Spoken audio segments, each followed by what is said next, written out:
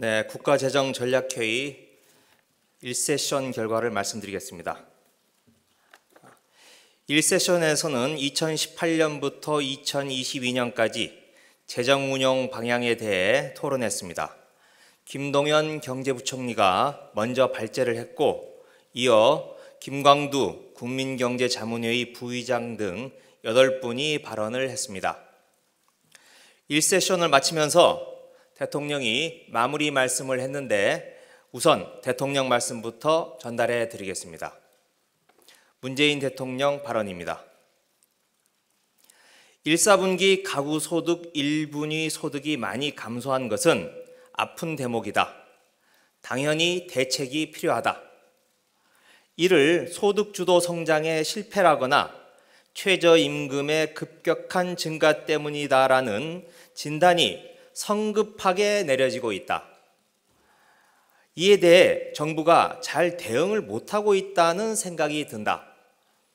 통계를 보면 고용시장 내에 고용된 근로자의 임금은 다 늘었다.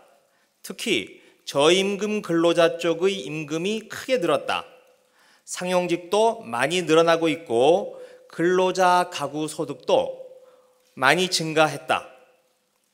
이런 부분은 소득 주도 성장, 최저임금 증가의 긍정적 성과이다. 상당 부분 고령자인 비근로자의 소득 감소, 영세 자영업자 등에 따른 문제는 검토하고 대책을 마련해야 하지만 이것은 별개의 문제이다. 소득 주도 성장, 최저임금 증가의 긍정적 효과를 충분히 자신 있게 설명해야 한다. 긍정적인 효과가 90%다. 최저임금을 완벽하게 설계하는 것은 아직 불가능하나 미흡한 부분은 보완을 해가면서 당과 정부는 긍정적 효과에 대해서는 자신 있게 설명을 해야 한다. 여기까지가 대통령 마무리 말씀이었습니다. 8분 발언자는 순서대로 말씀을 드리겠습니다. 우선 가장 먼저 말씀을 하신 김광두 국민경제자문회의 부의장 말씀입니다. 사람에 대한 투자가 일자리 창출, 혁신성장, 소득분배 문제를 일거에 해결할 수 있는 방법이다. 정부의 적극적인 지원으로 재직근로자 교육훈련을 확대하는 것이 좋겠다. 정현백 여성가족부 장관 말씀입니다.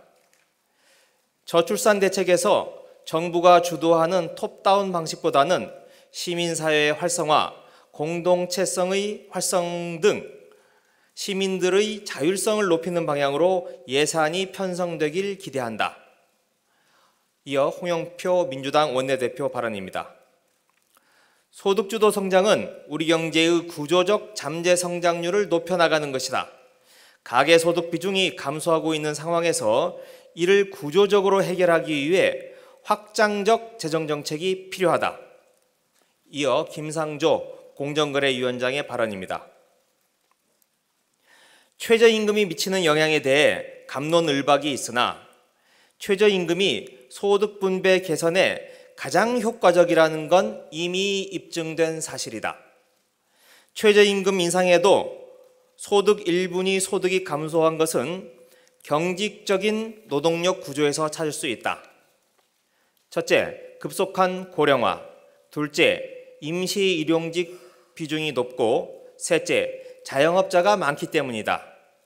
이를 해소하기 위해서는 장기적이고 체계적인 재정 지원이 필요하기 때문에 새 정부 5년간 중기 재정에 대한 판단을 근본적으로 재검토하고 다시 설정하는 합의를 이뤄야 한다. 박능우 보건복지부 장관 발언입니다. 고령화에 대한 대책 마련을 본격적으로 고심해야 하며 세소 확보 문제를 해결하기 위해 본격적인 검토가 필요하다고 본다. 박광원 민주당 정책위 제3정조위원장의 발언입니다. 빈곤노인의 문제를 해결해야 한다. 근로장려세제 확대나 기초연금 인상 시기를 앞당기는 등 대책 마련이 필요하다. 복지수당 지급 체계에 대한 재검토도 필요하다. 최근 나타난 저소득층의 소득 악화는 소득주도 성장을 강화해야 하는 이유다. 이를 뒷받침하기 위한 재정 지출 확대가 필요하다. 이어 조명균 통일부 장관이 발언했습니다. 남북협력기금은 연간 1조 원 조성되고 있으나 가용 재원은 3천억 원 미만이다. 이에 대한 재검토가 필요하다. 김태년 민주당 정책위 의장의 발언입니다. 일자리 창출, 저출산 고령화 대책 등에 대해서 평시로 생각하면 안 된다. 구조적이고 특단의 조치가 필요하다. 지출 증가율을 큰 폭으로 올려야 한다. 당 차원에서 강력히 말씀드린다. 네, 1세션 이상 소개를 말씀드리겠습니다. 고맙습니다. 네, 이상 브리핑 마치겠습니다.